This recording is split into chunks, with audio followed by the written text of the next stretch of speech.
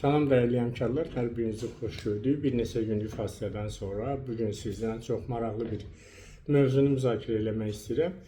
İlk öncə bilməyinizi istəyirəm ki, 21 dekabrda bizim təhsil işlərinin həmrəylik forumu olacaq və həmin forumda mənim yeni nəşr olunan ümumi təhsil məktəblərinin idarə edilməsinin istiqamətləri adlı kitabımın həm də təqdimatı olacaq. Hər birinizi həmin forumda gözləyirəm. Forumda iştirak edənlərə kitab hədiyyə olunacaq ödənişsiz olaraq və forumda iştirak etmək istəyənlərə bu videonun altında olan nömrə ilə əlaqə saxlamağınız bəs edir. Bugün jurnalistlərin məndən ən çox soruşduğu suallardan biri də ümumi təhsil məktəblərində, ibtidai siniflərdə yeni model tətbiq olunacaq. Bu Emin Əmrullayevin yeni eksperimentidir. Və araşdırdım görək nə modeldir ki, bu ibtidai siniflərdə tətbiq olunacaq. Sən demə Emin Əmrullayev fikirləşir ki, ibtidai siniflərdə bir müəllim yox, 2 müəllim dərs etsin. Azərbaycan dili fənnini ayrı müəllim dərs etsin, riyaziyyatı ayrı müəllim dərs etsin. Mən sizə demişdim, ölkə təhsilində böyük bir şəbəkə var, görünməyən şəbəkə var. Bunların əsas məqsədi ölkə təhsilinin strukturunu dağıtmaqdır. Bu prosesə də Emin Əmrullayev özü rəhbərlik edir. Siz təsəvvür edin, insanın təhsildən, ümumi təhsildən nə qədər anlayışı yoxdur ki, bu hələ başa düşmür ki, ibtidai siniflərdə bir müəllim dərs deməlidir. 2 müəllimin dərs deməsi bu onların yaş dövrü xüsusiyyətlərinə uyğun gəlmir. Əvvəla ibtidai siniflərdə informatika və xarici dil fənni nə üçündür? Mən özüm də başa düşürəm. Nə verir ibtidai sinif uşaqlarına? Və ibtidai siniflərdə 4 il keçirilən o xarici dil fənni bu uşağa heç nə vermədiyi üçün əlavə niyə yüklənməlidir? Və yaxud da informatika fənni keçirilir. İbtidai sinifdə bu axı heç nə vermir. Bunu 5-ci sinifdən keçirmək olar. Eyni zamanda ibtidai sinifdə dərs saatı miqdarını da azaltmaq olar. Məsələnin başqa bir tərəfi isə ondan ibarətdir ki, Emin Əmrullayev hələ də güya bilmir ki, təsdiq elədiyi tədris planında ibtidai siniflərdə 9 fənn tədris olunur Azərbaycan bölməsində. Qeyri-Azərbaycan bölmələrində isə bir də dövlət dili olaraq Azərbaycan dili. Yaxşı, bu 9 fənnin biri informatika, biri xarici dil. 7 fənni bir müəllim tədris edir. Amma müəllimlərin işə qəbulunda da cəmi 2 fəndən riyaziyyat və ana dilindən imtahan olunur. Sertifikasiyada da ibtidai sinif müəllimləri 2 fəndən. Necə ola bilər ki, bir müəllim 5 fəndən tədris edir, yalnız ikisindən işə qəbulda imtahan verir və yaxud da ki, ikisindən sertifikasiya olunur. Yaxşı, sual olunur, yerdə qalan 5 fənn nə üçündür? Hansıdır bu 5 fənlər? Təsvir incəsənət, musiqi, texnologiya, fiziki tərbiyə və həyat bilgisi.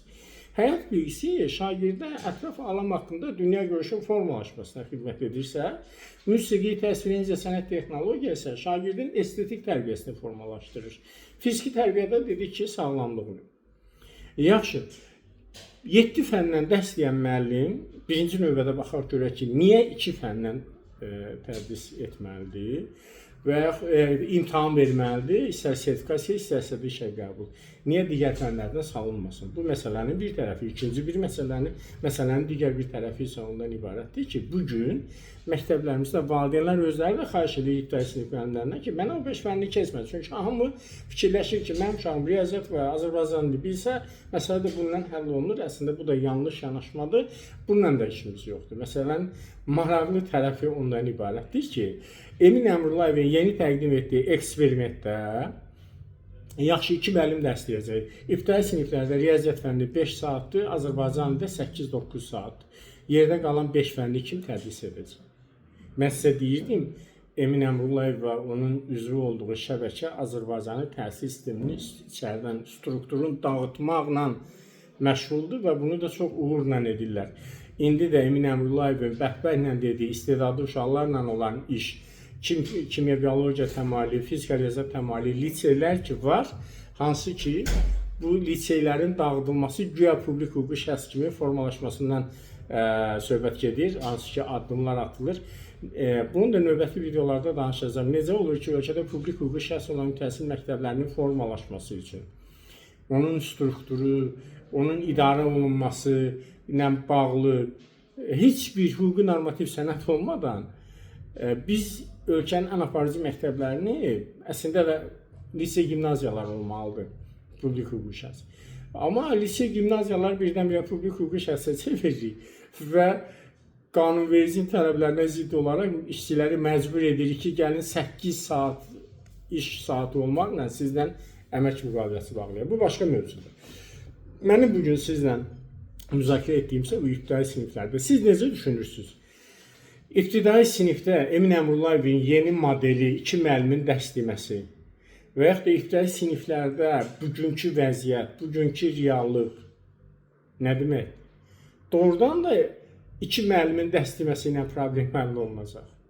Təhsil 2025-ci ildə Emin Əmrullayev ibtidai sinif müəllimlərdə riyazi biliklərinin artırılması və yaxud da ki, bacarıqların artırılması 5 milyondan yuxarı təlimlərə pul xərcləyir. Pul silib daha doğrusu. Dövlət büdcəsini silib. 5 milyon. Sonra da oturub ağlayır ki, pul yoxdur. Bölmə dərslərinin pulunu verə bilmirəm. Pul yoxdur. Məktəbləri ona görə bağlayıram. Pul yoxdur. Müəllimlərin əmək haqqını ona görə mən saat hesabı keçirdirəm. Baxın, Azərbaycan təhsilini kim idarə edir? Azərbaycan təhsilini kimlər idarə edirlər? Yenə mən o fikrimdə qalıram. Siz necə fikirləşirsiniz? Azərbaycan təhsilinin strukturlarını içərdən elə sürətlə dağıdılır. Ad eksperimentlərdir. Təhsil sahəsində dövlət büdcəsi elə sürətlə dağıdılır. Reallıq odur ki, bütün bu dağıntılar, bunun arxasında bir məqsəd durur. Azərbaycan cəmiyyətində dövlətçiliyimizə qarşı, cənab prezidentə qarşı, hökumətə qarşı süni narazılıq yaradılsın. Emin Əmrullayev xəyanət yolunu tutub, bu açıqdır və bu xəyanətin hökmən bir gün cavabı olacaq. Mən inanıram ki, yaxın günlərdə, yaxın aylarda bu xəyanətin tam üstü açılacaq.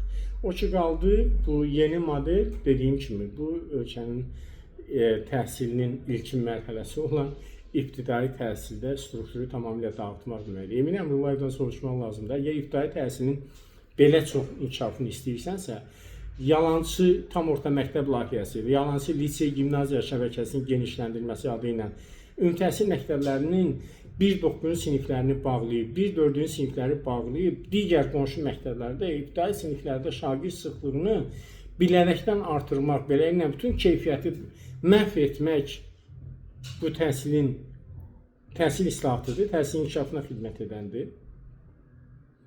Allah təhsil işçilərimizi bizlərə səbir versin. Amma eyni zamanda tezliklə Emin Əmrullayev onun bu cinayətkar şəbəkəsinin ifşa olunacağına adım kimi əminəm. Təşəkkür edirəm. Videonu paylaşmağı unutmayın və təhsil məktəblərinizdə olan negativ halları rəy bölməsində yazın. Çəkinməyin, qorxmayın. Yazın rəy bölməsində. Çünki bu videoları kifayət qədər insanlar izləyirlər. Qoy bilsinlər hansı bölgədə, hansı regionalda, hansı məktəbdə, hansı negativlər var. Təşəkkür edirəm hər birinizi.